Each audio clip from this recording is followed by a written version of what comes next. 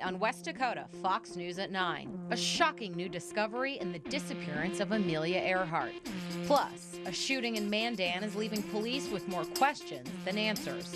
But first, turmoil over tariffs. A new executive order could spell out an international trade war.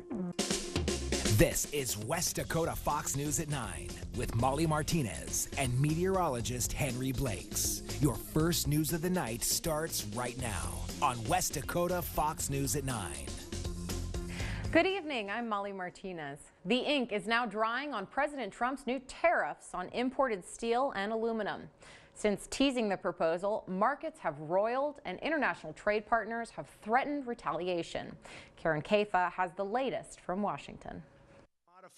President Trump, joined by some American steel and aluminum workers, signing tariffs international allies and Hill Republicans have warned against. A strong steel and aluminum industry are vital to our national security, absolutely vital. The tariffs will go into effect in 15 days, adding 25% to the cost of U.S. steel imports and 10% to aluminum. Trump said the tariffs won't immediately include Canada or Mexico pending NAFTA negotiations, and indicated other flexibility. America will remain open to modifying or removing the tariffs for individual nations as long as we can agree on a way to ensure that their products no longer threaten our security. The president's idea is to punish countries like China, which has flooded the global market with less expensive materials, and boost U.S. manufacturers, most of whom have welcomed the news. Ecstatic is probably the best word for it. We've been waiting for this for so long. But many congressional Republicans, including House Speaker Paul Ryan, have warned of broader economic consequences. Some urge more targeted tariffs rather than risk a global trade war. I actually think there is a better and more effective way to address unfair trade practices, and that is to go after those practices specifically. The European Union has already threatened retaliatory tariffs of their own on their American imports from bourbon to blue jeans. In Washington, I'm Karen Kaifa. Senator Hoeven weighing in, saying we are concerned that broad tariffs on steel and aluminum could cost American jobs and lead to retaliation by major trading partners that could harm other U.S. sectors like agriculture and energy. And Senator Heidi Heitkamp is vowing to fight the tariffs. So make no mistake, this move will have an effect on North Dakota. That effect will not be good. This is not good for an overall positive trade policy, and we are going to do everything that we can here to resist the imposition of these tariffs long term. As Karen Kaifa just mentioned, the newly signed order places a 25% tariff on imported steel and a 10% on aluminum imports. So what would that mean for the next car you buy? According to Ryan Barth of Bill Barth Ford, most vehicles used to be almost completely made out of steel, but are now being made with aluminum to reduce weight and increase fuel mileage. Barth says currently steel is priced at about $800 a ton. The new tariff will bump car prices up by a couple $100s. Most trucks are 60 grand now, so what's $200 really? So I think it's just blown out of proportion a little bit, and vehicles go up a couple $100 every year anyways, so I don't think it'll be that big a deal really.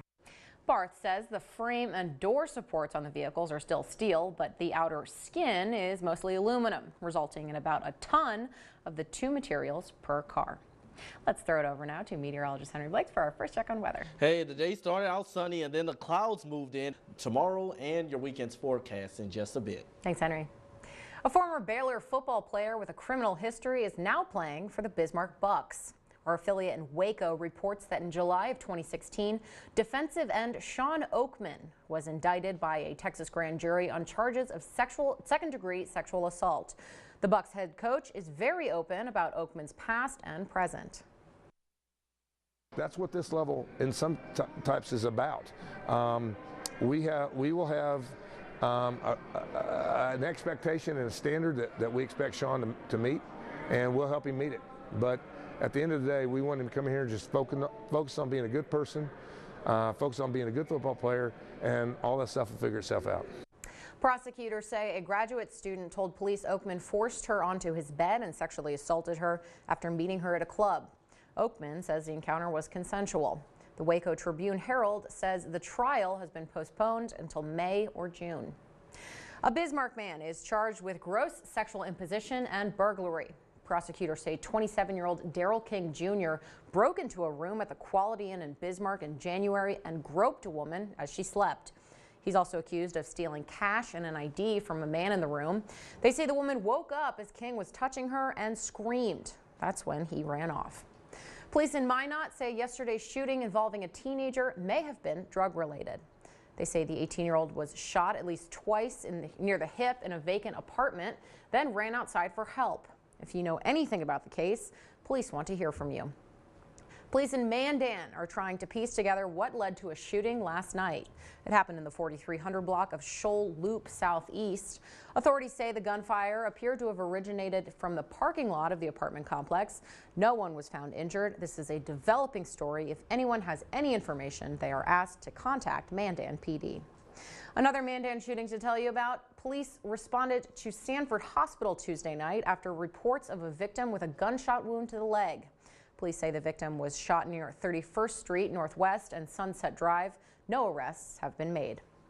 And it turns out a threat made to Bottineau School District Tuesday night was actually intended for Bismarck. Police say they arrested a 16-year-old Bismarck student on terrorism charges after posting a threat to Snapchat. The Bismarck School Board is leaning towards hiring an interim superintendent for the 2018-2019 school year. Board members held a special meeting today to see if they could start the full hiring process. 6 of the 7 largest school districts in the state are hiring new superintendents, but Bismarck is starting the process later than the other districts. If we could find a quick replacement that will do the job and do the job well, just to get us over till we can spend the appropriate amount of time to go through a full process, that's what we're trying to get to. Lemke added that he's hopeful the board will make a decision about the interim or full search at Monday's meeting. Superintendent of Public Instruction Kristen Baszler is accepting applications for her student cabinet. Members will advise Baszler on how to improve North Dakota's education system. It has 20 members from 16 communities. Applications are open to the public and private school sector from 4th grade through 12th grade. The deadline to apply is April 6th. On the energy front, Western North Dakota could go through another oil boom as prices rise. And for that's reason to celebrate for some, but for others, it's cause for concern. Bo Evans shows us why county leaders are now taking up the issue at the Capitol. The North Dakota Energy Committee met Thursday and received good news and bad news. 4 counties, Dunn, McKenzie, Montreal, and Williams, make up 92% of oil production in the state. While a return to the boom days could mean a windfall for many, officials from those counties are concerned. There are never enough dollars to go around for any of the counties that have oil development and production, and it's not fair that the local property taxpayers should have to pay higher taxes. Senate Majority Leader Rich Wardner also represents Dickinson. He knows firsthand what a spike in economic activity can mean. He says those counties aren't asking for too much. What we have, we need. We need. Representatives from each of the 4 counties talked about how their costs have exploded since 2010 for infrastructure, law enforcement, and other emergency services. We are very concerned about our volunteer departments being able to keep up with this pace. We seem to add more and more to our job descriptions for our first responders, whether it be law enforcement, fire, or EMS every year. Oil remains at $60 a barrel, which is expected to lead to increased production in the Bakken this year. U.S. Agriculture Secretary Sonny Perdue will be in North Dakota tomorrow. Governor Burgum will greet him in Fargo, where he will meet with ag industry representatives and tour the Red River Valley Agricultural Research Center. We'll have coverage on his visit. Today marks International Women's Day, which is both a reason for celebration and a renewed call for equality. In Madrid, a massive demonstration bringing the city to a standstill, jamming traffic on major intersections. Similar scenes in Turkey and across Europe. Paris is celebrating the day by lighting up the Eiffel Tower to honor women. The phrase, "Maintenant on agit," is plastered on the tower, which means the time to act is now. Over 160 French actresses joining the French equivalent to Time's Up movement, the foundation which raises money for women to pay their legal fees.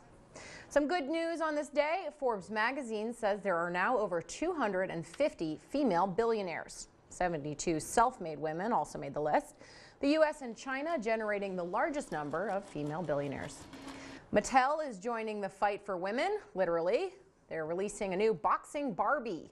The new Barbie doll, modeled on Britain's double Olympic boxing champion Nicola Adams, was released today. She joins the ranks of the new line of Barbie astronauts, doctors, pilots, and veterinarians. Speaking of sports, a new bill aimed at banning children from playing tackle football is taking a hit. The bill was meant to protect kids from concussions, but now lawmakers are yanking their support. One football coach says his team increased concussion training and decreased hits, rendering the ban unnecessary. And a suspect in Texas is in custody after holding police at bay for over 24 hours. The standoff started Tuesday in San Antonio. Sheriff's deputies were trying to serve a warrant to a 60-year-old man when they were met with gunfire. Police eventually arrested the man and found an arsenal of explosives inside the home. An Amber Alert in Oklahoma ends in a gruesome discovery. A man is in custody tonight for the murder of his own child. Police found the 31-year-old father along with the body believed to be his 7-month-old child. The baby had been missing since February 19th when the boy's mother said the father had attacked her. She says he also told her she would never see the child again. A teenager is recovering tonight after falling off a cruise ship while trying to snap a selfie. It happened yesterday on a Norwegian cruise liner. Witnesses say the girl was leaning over the deck to take a picture and toppled overboard.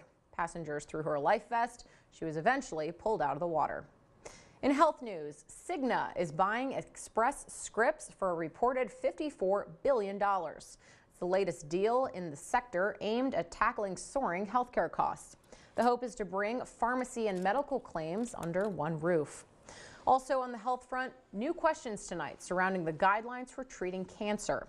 The National Comprehensive Care Network publishes a list of guidelines for developing treatment plans, but it turns out 84% of those members receive payments from the pharmaceutical industry. Researchers recommend always asking your doctor why you are being given a certain drug. In business news, another round of massive layoffs is heading to Snapchat. The Wall Street Journal reports the company plans to lay off about 10% of its engineers. Last month, Snap's CEO said the company is expecting to reduce its hiring, but made no mention of further layoffs. The cuts reflect a fluctuating fortune of the company. Some Amazon customers are creeped out after hearing unprompted laughter from their Alexa smart speakers. Apparently, the laugh happens randomly when nobody is using the device or responds to a request to turn off the lights. Amazon says it's a glitch and they're working to fix it. Right now in the eastern part of the U.S., it is being blasted with a blizzard. This is the scene in New Jersey. They're getting hit with another round of heavy snow for the second time this week. Forecasters had predicted the storm would dump as much as 18 to 24 inches of snow in parts of the state. And the Nor'easter is no match for the girls of Northeastern. The women's basketball team got stuck in the storm, but they all pitched in to get their bus moving again. They're headed back from the 2018 NCAA Women's Basketball Tournament in Philadelphia. Over now to Henry for a look at how we're doing weather-wise. Welcome back. Fuel-efficient cars and electric vehicles may mean savings for you, but it also might mean the government will have to find a new way to tax us.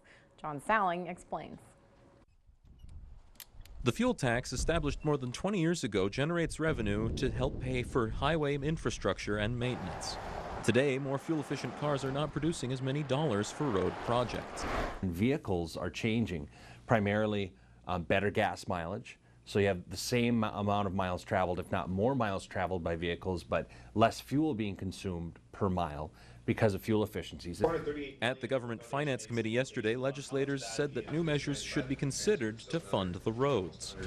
Instead of having so much weight on a fuel tax, maybe looking at something like a mileage tax, where it would be more on how many miles you've traveled, not how much gasoline or diesel you've consumed. Finance Committee members debated over how to properly apply a new tax. Others questioned what new tax method would work best. For West Dakota Fox News at 9, I'm John Salling. In President Trump's infrastructure plan, he proposed opening some new options for states for raising funds, like allowing states to turn interstates into toll roads. They say don't drink and drive, but turns out you probably shouldn't drink and shop online either. A new study shows Americans spend upwards of $1 billion while shopping under the influence. That means the average American spends $448 on drunk purchases last year alone. And a decades-old mystery could be solved. Forensic investigators believe bones discovered on a South Pacific island could belong to lost pilot Amelia Earhart. A team used computer models to compare Earhart's characteristics to the assessment of the bones. They found Earhart to be more similar to the bones than 99% of people in a reference sample. Some cool images from Jupiter tonight. You're looking at several cyclones that formed on the planet's poles. NASA says the photos show that Jupiter's atmosphere is much deeper than previously believed. And a couple planets over, this is the newly released NASA image of the surface of Mars. The image shows cracked, rocky crust of the red planet, which boulders arranged in a grayish tile-like design. Over now to someone who is also out of this world, meteorologist Henry Blakes. Hey, the weather's looking decent, but we got a little bit of light snow out there across the west. That will push east, but accumulation, not really expecting that much. Little if any, but some places maybe about 1/10 of an inch or so.